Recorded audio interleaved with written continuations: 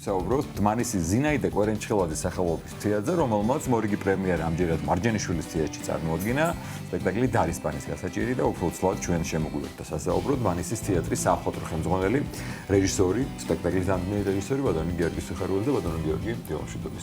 დილამშვიდობის. გილოცავთ უკვე ჩავლი პრემიერას, ორი სპექტაკლი წარმოადგენთ 17-18 ივნისს მარჯანიშვილის თეატრში. სანამ გადავალთ დეტალებზე, მაინც საზოგადოებას რო არ გავუშვეს კითხვა, რომ თუ დმანისის თეატრი რატომ მარჯანიშვილის თეატრში ვთქვათ, რატომ ამჯერად მარჯანიშვილში, მანამდე თავისუფლში და სხვა სცენებზე ეს მიზეზი ვთქვათ და აქ ვთქვათ, რომ სულ მალე ეს ყველაფერი დმანისის თეატრში გახორციელდება. მოგესალმებით, მადლობა მოწვევისთვის. აი დარისპანის არ იყოს, კიდევ უფრო ბედნიერები ვიქნებოდით, რომ პრემიერა ყოფილიყო დმანისში, უბრალოდ ყველას მოეხსენება, გაგრძელდა, მაგრამ თქვენი ნათქვამის არ იყოს დარწმუნებული ვარ, რომ ძალიან მალე დმანისელი მაყურებელი იხილავს დმანისის თეატრს უკვე თავის საკუთარ კედლებში უამრავი პრემიერით, რომელიც ამ წლების განმავლობაში სხვადასხვა თეატრში კოლაბორაცია გააკეთა დმანისის თეატრმა და აი უკვე ალბათ ოქტომბერში ეს ყველაფერი შედგება დმანისში. იმიტომ რომ კაპიტალურად გექნება ახალი თეატრი. კაპიტალურად ძალიან კარგი თეატრი გვექნება, მივიღებთ უამრავ სტუმარს, მივიღებთ თეატრებს, მათ შორის თქვენ თეატრსაც. და რა ვიცი, იმედით ვართ, რომ დაიწყებს ცხოვრებას დმანისში სარეპერტუარო თეატრი, ეს კიდე სხვა თავის დასით. აბარა, მუდმივ მოქმედი დასით, რომელიც უკვე 4 წელია არსებობს და ველოდებით მოუთმელად აი თუ მას პინძლებთ მე რა უკვე სხვა თეატრებს. ესე იგი, როგორც წესი, ახლა ისეთი პერიოდია, თეატრალური სეზონი დასასრულს ვახლოვდება ხოლმე, ბევრი თეატრში უკვე სეზონი დაიხურა და თქვენმა თეატრმა პირიქით აი საპრემიერო ჩვენებით, ასე ვთქვათ, სეზონის მიწურულს გაახარა მაყურებელი.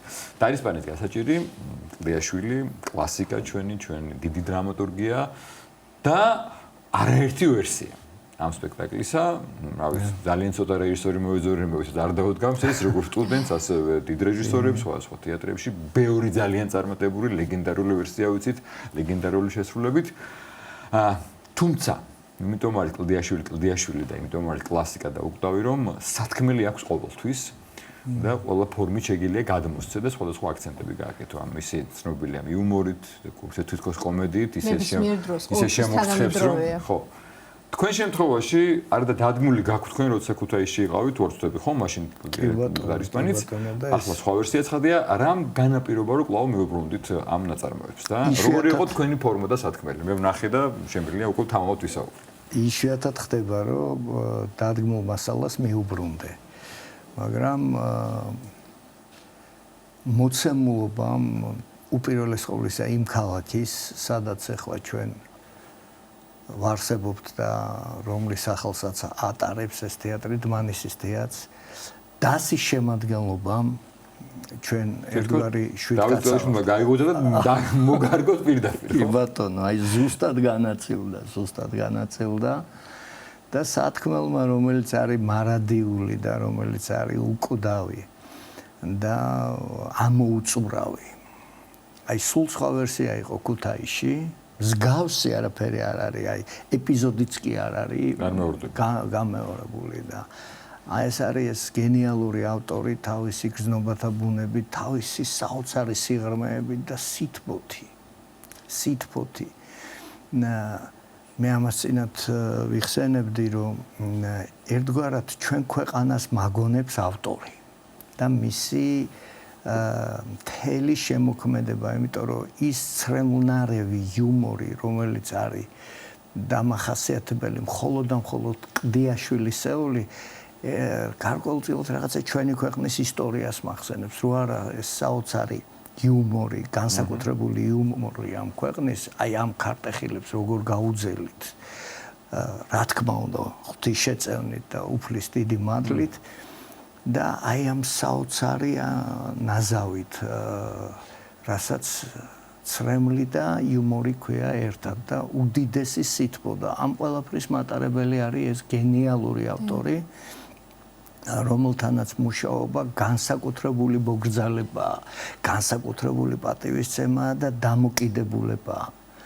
ძალიან ვამზადებდი დასაც, საკუთარ თავსაც, რომ ფრთხილად, ფაქიზად შევხებოდით იმ გენიალურ სამყაროს, რომელიც მხოლოდ კლდიაშვილის ეული სამყაროა და მისთვის დამახასიათებელი. ვარიანტი, რომელიც წარმოადგენთ, ერთი არის, რომ ცდილობ რო სულ ახლებურად წარმოადგინოთ, რაღაც სიახლე შეიტანოთ და თანამედროვეულად ძალიან რთული ალბათ ის, რომ არ დაიკარგოს ის მთავარი სათქმელი, ხო, რომელიც ავტორს აქვს თავისთავად და ესეც ერთგვარი ბეტვის ხიდია, რომ გაიარო ისე, რომ არ დაიკარგოს ეს მთავარი სათქმელი და თან ახლებურად წარმოადგინო ეს ყველაფერი მით უმეტეს დღევანდელ დღეს ახალგაზრდობა, ახალგაზრდა თაობა, როდესაც ტექნოლოგიამ ასე გაიტაცა და მოაბრუნო დასვათ თეატრში სპექტაკლი აყურებინო, შეაყვარო და ეს მთავარი სათქმელი რაც არის, ის მიიტანო მასთან. და თან ერთი კარგი რამ გააკეთე აქცენტი შენ სოფო, იმიტომ რომ თანამედროვე სამყაროში ახალგაზრდებს სხვა ინტერესები აქვს. თითქოს ეხლა როცა იკეთებ კლდიაშვილი რაღაცა წინა საუკუნეში დაწერილი პიესა, იმერული კუთხო კილო,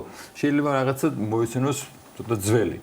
არა და ავტორი იძლევა საშუალებას, რომ იმ კილოთის და იმ პერიოდითაც ისე ესაუბრო, გეგონება დღეს დაგიწერა, დღევანდელ თემაზე. აქ მე ესე მენიშნა, მე ცხადია ვერ გამოვდგები რაღაც თეატრის კრიტიკოსად, მაგრამ მე ესე მენიშნა, რომ სუსტად იმ აქცენტებზე იყო გაკეთებული, გამახვილებული ყურადღება, რაც დღევანდელ ახალგაზრდებს შეიძლება აინტერესებდეს და მაინც შეიძლება ის თემა, რაც აწუხებს დარისპანს და შემდგომისთანაც მიდის, რომ მესამე გოგო დამჭეკა სათხოვარი შენ რამდენი და დედა რა გაათხოვები და თან ესო არ გათხოვდი, როდის გათხოვდები, ასკენი ისქენი და ეს გასაჭირი. რო ის არის გასაჭირი, მაინც შეიძლება სხვა ფორმით, სხვა ლექსიკით, სხვა დამოკიდებულებით არის. იმიტომ რომ მე მაინც მენიშნა რომ ხაზგასმა იყო ამაზე. კი ბატონო. იმიტომ რომ თქვენი დასისტემრების ახალგაზრდები არიან და თავიანთ თაობას უნდა ისაუბრონ ამ საკითხებზე. იცით რა არის, დავიწყებ იქიდან რომ თვითმიზანი არასოდეს არ არის რომ რაღაცა ორიგინალური იყო და განსხვავებული შექმნა.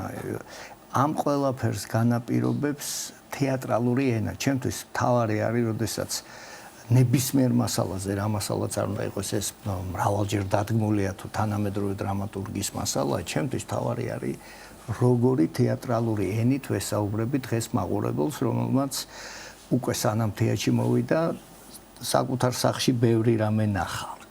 და ძალიან რთულია დღეს ახალგაზრდას ელაპარაკო და დააინტერესო. ამიტომ ფორმა და ხერხი რა ენაზე ესაუბრები, ეს არის ძალიან მნიშვნელოვანი. ჩვენ ახლა ვსაუბრობთ ასევე ავტორისეულ ენაზე. მომიტევოს პოლიკარპე კაკაბაძემ და მომიტევოს შავა დადიანმა. ისე როგორაც მათ უწერიათ პიესა, რა ენითაც, როგორი არქაული ენითაც ისინი გვესაუბრებიან, წარმოუდგენელია დღეს თანამედროვე თეატრში დაიდგეს და რამდენი ვერსია არ ვნახეთ, აი ფაქტია, რომ იქ ყოველთვის ჩარევა სიტყვებს. აი კლდიაშვილი თავისი აი ამ გენიალური ენით, ამ მუსიკალურობით, ამ საოცარი ფრაზებით და ამ საოცარი სიტყვათა წყობით და როგორ აგებს წინადადებას. თანამედროვე სიმარტივით. მე რასაც უყურებ, მე მგონი თქვენ ტექსტს მიყვარს სრულად. აბსოლუტურად, უბრალოდ გამომდინარე ფორმიდან, რომ ჩვენ გადავწყვიტეთ, რომ რაღაცა თითქოს რომელიღაცა გადაცემა და ამ ფორმატში მიდიოდა სპექტაკლი, მოითხოვა ბლოგები იმ აქცენტებით, რაზეც თქვენ ისაუბრეთ ახლა, რომ აი ახალგაზრდასთვის ვინც მოვა იქ და ვისაც რაღაცა თავისი ხედვა აქვს, თავისი დამოკიდებულება აქვს არსებულ მასალასთან და ასევე რაღაცა ნოვატორული მიდგომები აქვს და ერთგვარი პროტესტი აქვს ზოგს ამა თუ იმ მოვლენის მიმართ. აი ეს ყველაფერი მოიტანა ამ ბლოგებმა და აუცილებლობა იმისა, რომ ამ სპექტაკლში ყოფილიყო. მე მადლობა მინდა უთხრა ზეკო ხაჩიძეს, რომელიც აი საოცარი ბლოგები გააკეთა იმ თვალსაზრისით, რომ ავტორთან მიმართებაში თანხwebdriverში, ანუ ვინც ნახა სპექტაკლი, მე ყველა ერთხმად აღიარებს, რომ არ შეუშალათ ხელი, ანუ არა, ნამდვილად არის, ზაბუნებრივად. და თანამ ფორმაში ზუსტად არის. კი, და რა ვიცი, საერთოდ შემოქმედებითი ჯგუფი არის ძალიან მნიშვნელოვანი. ვისთან ერთად აკეთებ კახა. ხო, რომ ეს არის აი ყველაზე მთავარი. აი მე ძალიან დიდი ხანია უკვე თეო კუხიანიძესთან ერთად ვქმნი იმ სამყაროს, რომელ სამყაროშიც ჩემი პერსონაჟები და გმირები ცხოვრობენ ფიცარნაკზე და საოცარი ვერსია შემოგთავაზა თეომ, როგორც გადაწყვეტის იმ ფორმიდან და იმ ხერხიდან გამომდინარე, რაც უთხარი, ასევე კოსტიუმების. ძალიან საინტერესო პასაჟები გააკეთა გელა ფოცხიშვილმა. ურთულესი იყო ერთი სცენა, აი როდესაც ჰობი ჰორსინგი ჩავხდეთ ჩვენ და ძალიან რთული იყო როგორ გაკეთდებოდა. მე მინდოდა რომ აი სუფრის სცენა ესე გადამეწყვიტა რა, მაგრამ ბეწვის ხიძზე სასიარულო იყო, რომ იქ ოდნავი ზედმეტი რამე გადაცდომა და უკვე სხვაგან ვიყავით და გელამ ძალიან ზუსტად თავისი გემოვნებით, თავისი რაღაცა საოცარი პროფესიულია იმ თვისებებით, რომელიც მას აქვს შექმნა ისეთი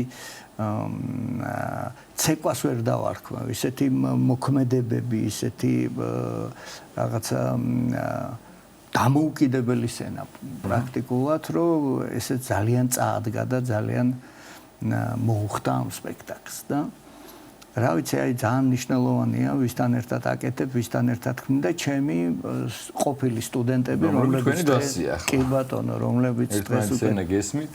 კი და ურთულეს პირობებში მოგეხსენება ჯერ პრემიერას, რომ უშვებ იქ რამხელა სირთულეებია, ხო? ახალ სპექტაკლი როდესაც იბადება და მით უმეტეს როცა შენ სხვა თეატრში შედიხარ, სპექტაკლი არ არის დადგმული და გაქვს ერთი დღე რომ ახალ სევსერს მოერგო. კი ბატონო, პრაქტიკულად აი მეორე სპექტაკლიდან მე დავინახე რომ უკვე იწყებდა ცხოვრებას ჩვენი დარისპანი, იმიტომ რომ ჯერ ისედაც როდესაც საკუთარ კედლებში სივრცეში თამაშობ, მოგეხსენება რომ აი ხუთი სპექტაკლია საჭირო რომ უკვე გაერკვა. ხო და რა ვიცი, მადლობა რო არა ეს ჩემი დასი, რო არა ჩემი საოცარი მსახიობები, მე ვერც გავრისკავდი, მაგრამ ვიცი რა მათი უნარები, ვიცი რა მათი შესაძლებლობები და პროფესიული თვისებები ჩვენ, ამიტომ მადლობა მარჯანიშვილის თეატრს საოცრად დაგვიდგა გვერდში ყველა ბატონი გოგი მარგველაშვილის მეთაურობით და შედგა ეს პრემიერა. გილოცავთ და გისურვებთ სხვა მრავალ პრემიერას და მალე უკვე საკუთარ თეატრში, საკუთარ სცენას. წარმატებებს გისურვებთ. რეჟისორი გიორგი სიხარულიძე გვესაუბრებოდა, საპრემიერო ჩვენება დარისპანის გასაჭირებლებს საუბრობდით.